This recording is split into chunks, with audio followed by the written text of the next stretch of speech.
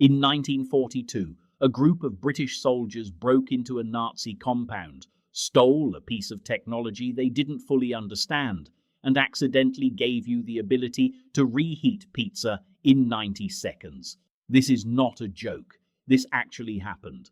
The microwave oven sitting in your kitchen right now exists because of a military raid that went so wrong it became right. And nobody talks about this story. Not your history teacher, not the guy who invented the microwave, nobody. Because what started as a desperate mission to steal Nazi secrets ended up changing how billions of people eat food. And it all began with a technology so dangerous that both sides of World War II were terrified of it. Radar. Let me take you back to February 1942. Britain is getting destroyed. German bombers are flying over the English Channel almost every night, dropping bombs on London, Coventry, Birmingham. The Blitz is tearing the country apart. And the worst part is that the British can see them coming but can't do anything about it. See, the Germans have this new radar system. It's called the Würzburg radar, and it's better than anything the British have, way better. This thing can track British planes from miles away. It can guide German fighters right to them. It can aim anti-aircraft guns with scary accuracy. The German version is smaller, more powerful, and more precise than British radar, and the British have no idea how it works. They've tried to figure it out. They've captured some equipment here and there.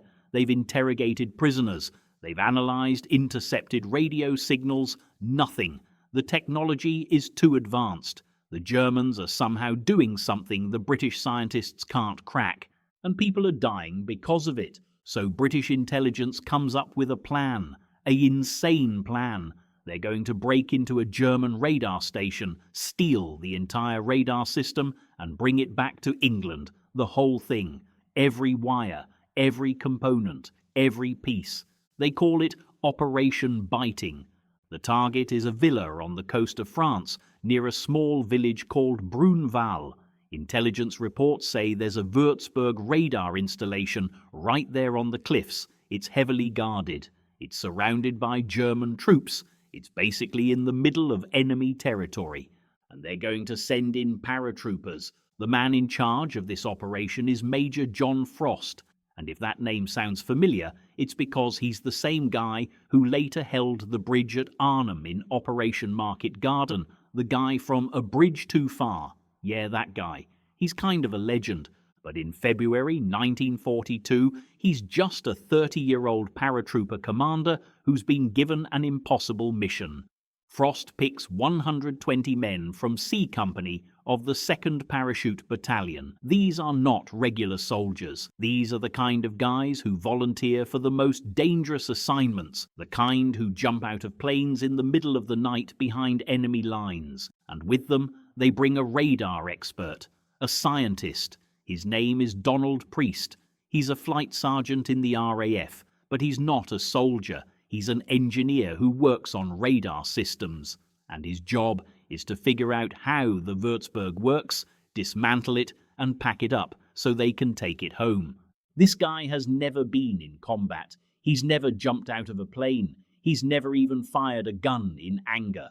And now he's about to parachute into Nazi-occupied France in the middle of the night to steal one of the most important pieces of technology in the war. Imagine being that guy. The raid is set for the night of February 27th, 1942. The plan is simple on paper. Drop the paratroopers near the radar station, blow through the defenses, let the radar expert do his thing, then evacuate everyone by boat from the beach below the cliffs. Simple, except nothing in war is ever simple. The planes take off from England just after midnight. It's freezing. It's dark. The paratroopers are packed into Whitley bombers, which are these old, slow aircraft that rattle and shake the entire flight. They fly low over the English Channel to avoid German radar, which is ironic because they're flying low to avoid the exact technology they're trying to steal.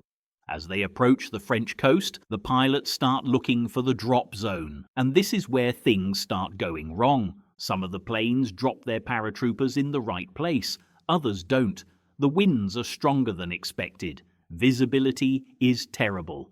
Some men land miles away from where they're supposed to be. Some land in the wrong fields. One group lands so far off target that they never make it to the battle at all. John Frost lands in a ditch. He gets up, shakes it off, and starts gathering his men, but he has no idea where half his force is. Radio communications are spotty. It's chaos. And they're on a clock. The boats are coming to pick them up at a specific time. If they're not on that beach when the boats arrive, they're stuck in France. And stuck in France means captured or dead. Despite the mess, Frost manages to pull together enough men to move towards the objective. They start making their way towards the villa where the radar is located. The Germans know something is happening. They hear the planes. They hear gunfire in the distance, but they don't know what's going on. They think maybe it's a bombing raid or a reconnaissance mission. They don't realize that over 100 British commandos are about to kick in their door. Frost's men reach the villa and immediately run into German soldiers. A firefight breaks out. Machine guns, grenades, chaos.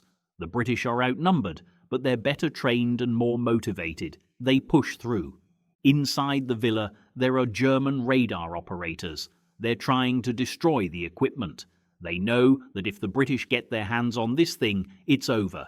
The whole technological advantage Germany has disappears. But the British are faster. They storm the building, clear it room by room, and secure the radar installation before the Germans can smash it to pieces. And then Donald Priest, the radar engineer, steps in. This is the moment. This is what the entire operation is about. Priest has maybe 30 minutes to figure out how this machine works, take it apart, and get it ready to transport all while bullets are flying outside. All while German reinforcements are on the way. He gets to work. He's looking at components he's never seen before. Wiring that doesn't make sense. Technology that's more advanced than anything Britain has. And he's doing it by flashlight, because they can't turn the lights on without giving away their position. He starts pulling pieces off the machine. He's labeling parts. He's stuffing components into bags. He's working as fast as he can, but he knows they're running out of time. Outside, Frost is holding the perimeter. More German troops are showing up. The firefight is getting heavier. They need to leave. Now. Frost yells at Priest to hurry up. Priest yells back that he's almost done. Just a few more minutes. But they don't have a few more minutes. Frost makes a decision. They're taking what they have and leaving. Priest grabs the most important parts of the radar system, throws them in bags, and the team starts running toward the beach. The cliffs down to the beach are steep, like really steep, and they're trying to carry this stolen technology while also fighting off German soldiers who are chasing them. Some of the paratroopers are wounded, some are carrying equipment, some are covering the retreat. It's complete chaos. They reach the beach, and there's a problem. The boats aren't there. The boats are supposed to be waiting for them, but the beach is empty, just dark water and the sound of waves. And behind them, the Germans are closing in. For a few minutes, it looks like the entire operation is about to end in disaster. Over 100 British soldiers trapped on a beach in France with nowhere to go. And then, out of the darkness, they see the boats. The landing craft had been delayed. They had trouble navigating in the dark. But they made it. The paratroopers start loading onto the boats. They're throwing equipment on board.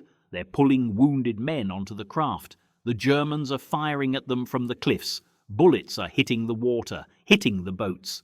But they make it. All of them. Well, most of them. A few men are captured, a few are killed. But the majority of the force gets on those boats, and they start heading back across the English Channel. And in those boats, in bags and cases, are pieces of the Würzburg radar. When they get back to England, the radar components are rushed to a lab. British scientists tear into them. They start analysing every piece, every wire, every component. And what they find changes everything. The Germans were using a piece of technology called a cavity magnetron. It's a device that generates microwave radiation, super high-frequency radio waves. and the Germans had figured out how to make them small and powerful enough to use in radar systems. The British had been working on similar technology, but they were way behind. The German version was more advanced, more efficient, better designed, but now the British had one. They could study it, reverse engineer it, improve it, and that's exactly what they did. Within months, British radar technology leaps forward. They start building better systems, more accurate systems, systems that can detect German planes earlier and track them more precisely. The information from Operation Biting directly contributes to winning the air war over Europe. But here's where it gets weird. After the war, scientists start looking for other uses for microwave technology. Because if you can use microwaves to detect planes, what else can you do with them? A guy named Percy Spencer is working for a company called Raytheon. He's an engineer who worked on radar systems during the war. And one day in 1945, he's standing next to a magnetron that's turned on, and he notices something strange. The chocolate bar in his pocket melts. He's confused. The magnetron isn't hot. It's not giving off heat in the normal sense, but somehow it melted his chocolate. So he tries an experiment. He puts popcorn kernels near the magnetron. They pop. He tries an egg. It explodes, and he realizes what's happening. The microwaves are making the water molecules in the food vibrate so fast that they generate heat. The food is cooking from the inside out. Percy Spencer just invented the microwave oven. But here's the thing. He didn't invent the magnetron. That technology came from the radar systems developed during the war. And a big part of that development came from studying the German Würzburg radar that was stolen during Operation Biting. So, in a roundabout way, that British commando raid in 1942 led to the invention of the microwave oven. The first microwave oven was called the radar range. It was introduced in 1947, and it was massive, like the size of a refrigerator. It weighed 750 pounds. It cost $5,000, which in today's money is like $70,000. Nobody wanted to buy a $70,000 oven, so microwave ovens sat around for years as this weird, expensive commercial product that only restaurants and ships used. They weren't practical for normal people. But over time, the technology got better. The ovens got smaller. They got cheaper. And by the 1970s, microwave ovens started showing up in regular kitchens. Today, more than 90% of American households have a microwave. It's one of the most common appliances in the world, and it exists because of a military technology that was stolen during a raid in World War II.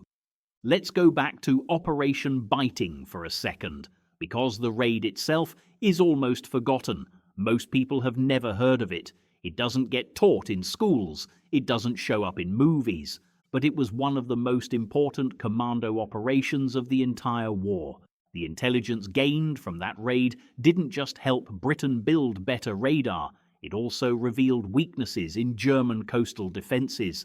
It proved that small, specialized units could strike deep into enemy territory and accomplish specific objectives. Operation Biting became the template for future commando raids. It influenced operations like the raid on St. Nazaire, the assault on Pegasus Bridge. Even D-Day was planned with lessons learned from Biting. John Frost, the commander, went on to become one of the most respected officers in the British Army. The men who participated in the raid were awarded medals. Donald Priest, the radar engineer, got a military medal for his bravery under fire. But none of them knew that what they did that night would eventually lead to millions of people reheating leftovers in 60 seconds. There's something amazing about this story, because it shows how technologies developed for war end up changing everyday life in ways nobody expects. Radar was invented to detect enemy planes, but the same technology also led to microwave ovens, which changed how we cook. It led to improvements in telecommunications. It led to advances in medicine, like MRI machines. The internet started as a military project. GPS was a military navigation system. Duct tape was invented for the military. Even canned food was developed to feed soldiers. War drives innovation in ways that are hard to predict, and sometimes the most important breakthroughs happen by accident. Percy Spencer wasn't trying to invent the microwave oven. He was just working on radar, and he noticed something weird. Donald Priest wasn't thinking about cooking technology when he was dismantling that German radar. He was just trying to survive. But their actions, combined with the bravery of those paratroopers who jumped into France on that freezing night in 1942, ended up changing the world in ways they never imagined. So the next time you stick a burrito in the microwave, think about this. That machine exists because a group of British commandos risked their lives to steal a piece of Nazi technology. It exists because a radar engineer worked under fire to figure out how that technology worked. It exists because scientists on both sides of the war were trying to build better ways to kill each other, and in the process they stumbled onto something that made life easier for everyone. History is full of these weird connections. These moments where something meant for destruction ends up being used for creation. The microwave oven is just one example, but it's a good one because it's sitting in your kitchen right now, humming away, reheating your coffee, and you probably never thought about where it came from. Operation Biting was a success by every measure. The British got the intelligence they needed. They improved their radar technology. They proved that commando raids could work, and they did it with minimal casualties. But the long-term impact of that raid went far beyond the war. It changed how we understand microwave radiation, it changed how we cook food, it changed kitchens all over the world, and it all started with a desperate plan to break into a Nazi compound and steal a machine that nobody fully understood. That's the thing about history. The most important moments are often the ones nobody sees coming. The consequences of our actions ripple out in ways we can't predict. Those paratroopers jumping out of planes over France had no idea they were contributing to the invention of the microwave oven. They were just trying to complete their mission and make it home alive. But their bravery, combined with the curiosity of scientists and engineers, ended up giving us a technology that's now in almost every home on the planet. There's a deeper lesson here too, about how innovation happens.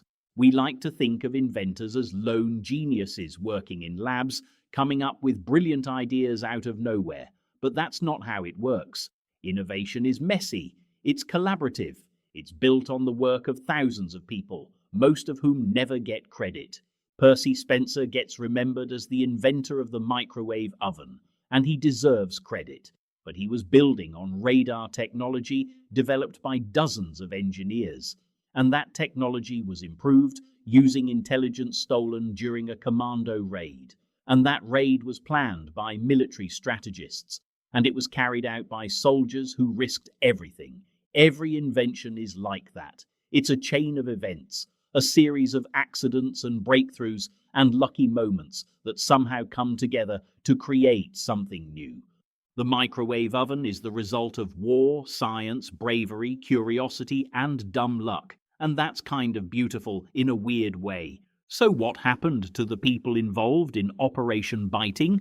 John Frost, the commander, survived the war and lived until 1993. He wrote a memoir. He gave speeches. He became a symbol of British determination and courage. Donald Priest, the radar engineer, went back to working on radar systems after the war. He lived a quiet life. He didn't become famous. Most people never knew what he did. The paratroopers who participated in the raid went on to fight in other operations. Some of them died in the war. Some of them made it home. All of them had a story that barely anyone knows. And Percy Spencer, the guy who invented the microwave oven, died in 1970. He held 300 patents. He never went to high school. He taught himself engineering by reading books. And he changed how billions of people live. All of these people are connected by a single thread, a piece of technology that was stolen on a cold night in 1942. History is full of stories like this, small moments that lead to big changes, decisions made in the heat of battle that echo through decades. World War II was the deadliest conflict in human history. It killed over 70 million people. It destroyed entire cities. It reshaped the world in ways we're still dealing with today. But it also drove technological progress at a pace that's hard to imagine. Radar, computers, jet engines, nuclear power, antibiotics. All of these things were developed or improved because of the war. And the microwave oven is just one of them. It's a reminder that even in the darkest times, human ingenuity finds a way to move forward. People figure things out. They solve problems. They take technologies meant for war and turn them into tools for peace. That's not an excuse for war. War is terrible, but it's a testament to human creativity, to our ability to adapt, to find meaning and progress even in chaos. So here's the full picture. In February 1942, Britain was losing the air war. German radar was better, and people were dying because of it. So a group of paratroopers jumped into France, fought their way into a German compound, and stole a radar system. A radar engineer named Donald Priest dismantled that system under fire and brought it back to England. British scientists studied it, reverse engineered it, and improved their own radar technology. After the war, an engineer named Percy Spencer noticed that microwave radiation from a radar system could heat food. He built the first microwave oven, and now, more than 80 years later, you can heat up a pizza in 90 seconds because of a military raid that almost nobody remembers. That's the story. That's the chain of events. And it's one of the weirdest, most unexpected connections in history. Most people think of World War II as this distant, serious thing, battles and generals and politics, and it was all of those things. But it was also the birthplace of so much of the modern world. The technology you use every day, the appliances in your home, the systems that run the internet, a lot of it traces back to innovations made during the war. And Operation Biting is a perfect example. A desperate raid that was supposed to steal military secrets ended up giving the world a kitchen appliance. Nobody planned that. Nobody saw it coming. It just happened. And that's what makes history so fascinating. The unexpected consequences, the butterfly effect, the way one small event can ripple out and change everything. There's one more thing I want to mention. The microwave oven, when it was first introduced, was seen as this weird, dangerous thing. People didn't trust it. They thought microwave radiation was harmful. They thought it would give them cancer or ruin their food. It took decades for the microwave oven to become normal, for people to accept it as just another appliance. But now it's everywhere. It's boring. It's so common that we don't even think about it. That's how technology works. Something that seems revolutionary and scary eventually becomes mundane. It becomes part of the background of everyday life. And in 50 years, people will look back at the technologies we think are amazing today, and they'll see them as boring and outdated. That's the cycle: innovation, fear, acceptance, boredom. And then someone invents something new, and the cycle starts over. The microwave oven is just one stop on that journey. So next time you're standing in front of your microwave, waiting for your food to heat up, think about the story behind it. Think about the paratroopers jumping into the darkness over France. Think about the firefight at the villa. Think about Donald Priest frantically pulling apart a German radar while bullets flew outside. Think about the boats arriving just in time to save them. Think about Percy Spencer standing next to a magnetron with a melted chocolate bar in his pocket, realizing he'd just discovered something new. Think about all the people who contributed to this technology without knowing it. The scientists, the engineers, the soldiers, the inventors, all of them played a part in putting that machine in your kitchen. And that's the magic of history. Everything connects. Every decision, every action, every moment of bravery or curiosity or luck, it all adds up to the world we live in today. The microwave oven is a reminder of that. It's a reminder that the most ordinary things in our lives have extraordinary stories behind them. You just have to know where to look. Subscribe for more hidden history.